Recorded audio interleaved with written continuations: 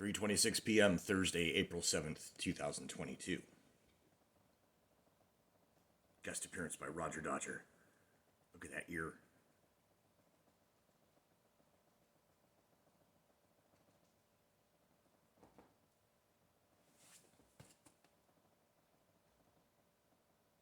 Oh, maybe.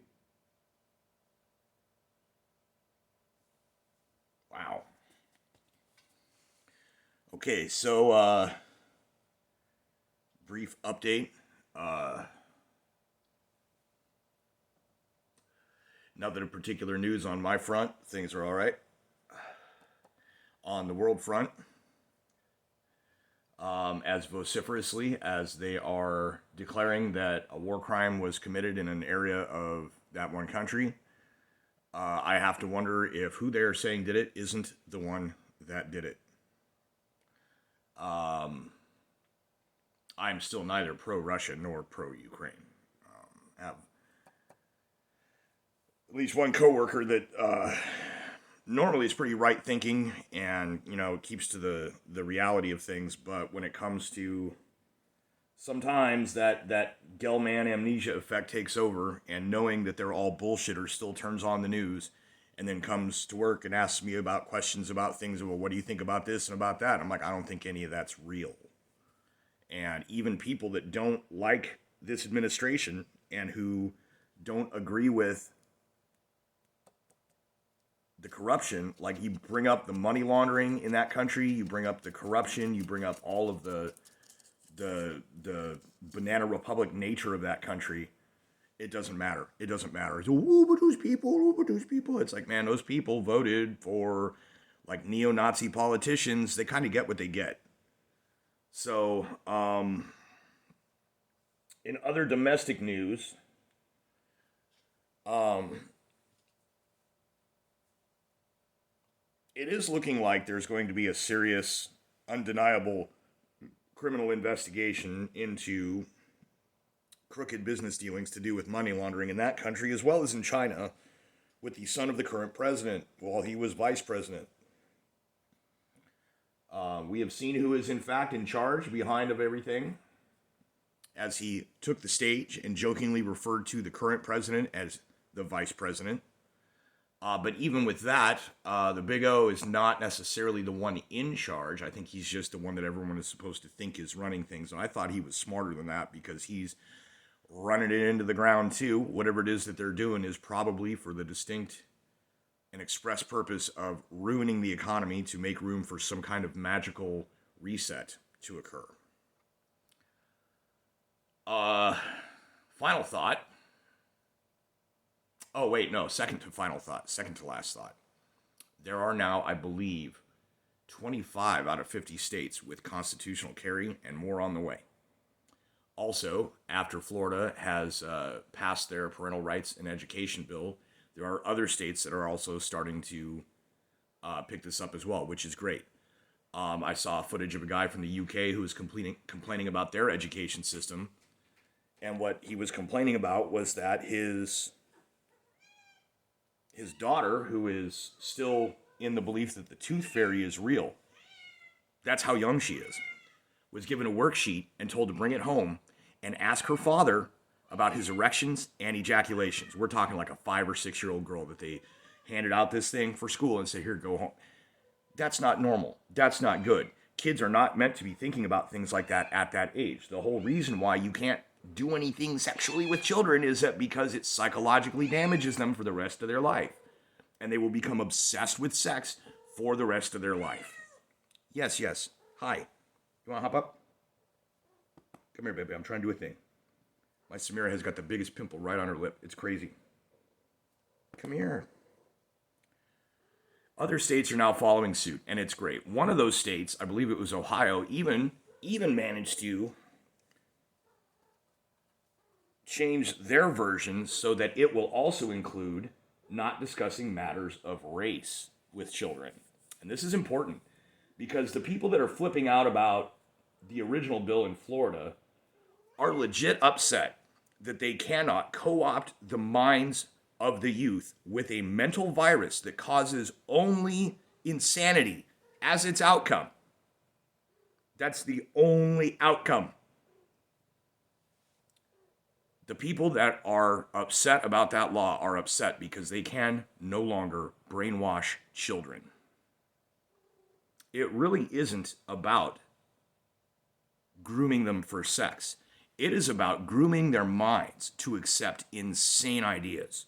And the easiest way to do that is to start young. Now, the sexual part of it, there is a rationale, scientifically speaking, behind it as well. There are a number of studies that have shown kids at that age are not able to think in complex, abstract concepts. To take an idea such as gender and to explain what a social construct means to a kid that young means that they will not understand what you're saying to them. They will misinterpret your explanations. They will form a literal mental expression of the abstract concepts that you're trying to explain to them. And for many years, they will believe that this literal version that they've put in their mind is the truth. Kind of like when you're a kid and you think that adults have a handle on life and that there's just, once you become an adult, it becomes easier and you become more confident. And that's not how it works. There's a lot of things as a child that I'm sure if you think back about individually, any one of us can remember things that we were dead fucking wrong about as kids. So imagine intentionally planting something that will cause a kid to have a dead wrong interpretation through their teenage years that will affect everything. I've been talking about the people who, as adults, have been fed and believed so many lies that the illogic in their logic is going to cause outbursts, behavioral issues, mental issues. And it is happening. So then including one with race was really interesting because the whole critical race theory, telling white kids that they should hate themselves just because of their skin color, it's like, I'm of Irish descent. Don't call me white.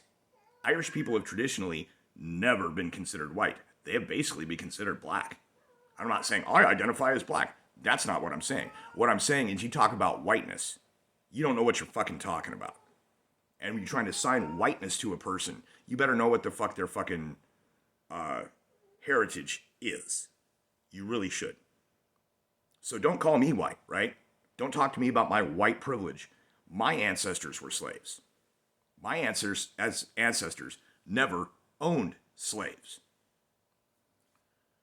So when I see people, in schools trying to teach kids to judge each other based on race and to make assumptions about them based on this completely false narrative. Again, this is something that damages people, leads to only insanity. That is the only outcome. Making that illegal and people flipping their wig about, hey, but you can't call them racist for saying don't be racist. And Tim Pool hit it right on the head, among others that have said this too, that for the crowd that are opposing the parental rights and education bill, that are in favor of co-opting the minds of youth, are automatically accusing the people who are for that law of being homophobic. It is the supposed allies, the supposed tolerant and inclusive group that should be decrying any connection between homosexuality and child sex predators. Because I know lots of gay people that are not child sex predators, nor will they be. And I know child sex predators who are straight. I'm not saying I'm friends with them. I know who they are. So to automatically conflate a bill that prevents people from implanting ideas of a sexual nature in a child's mind long before they're capable of understanding or cognating, which causes damage, untold damage.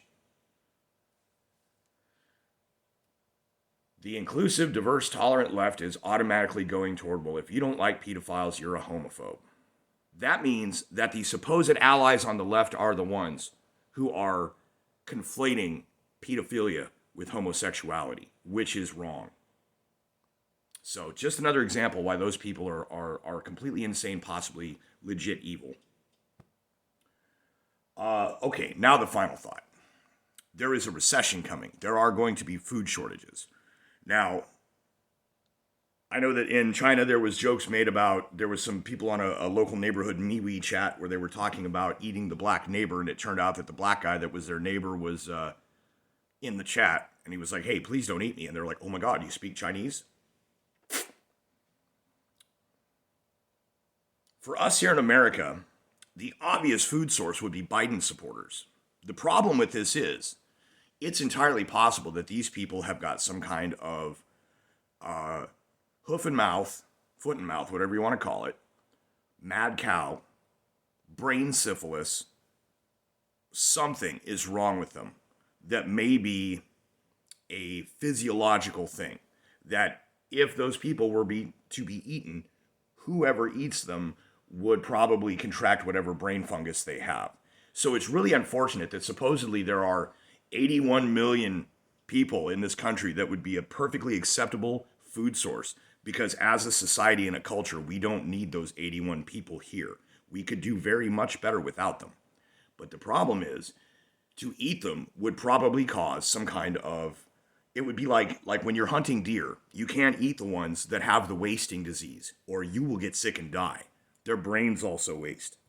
People who voted for Biden have a similar wasting disease. I am almost certain of it. Propaganda goes so far, but of course the other thing being, now that everybody's been exposed to COVID, one of the things with long haul COVID is that the virus can penetrate the blood-brain barrier. It can infect your white matter. It can cause atrophy of the white matter, which means less interconnection between brain cells, less ability to recall information, to cognate properly. Access to certain memories will be lost. Ultimately, the resulting behavior will either be that of a psychopath, depending on whether you get the myelin lesions on the brain casing, or whether you just get the virus inside your white matter and it causes you to act like a narcissist.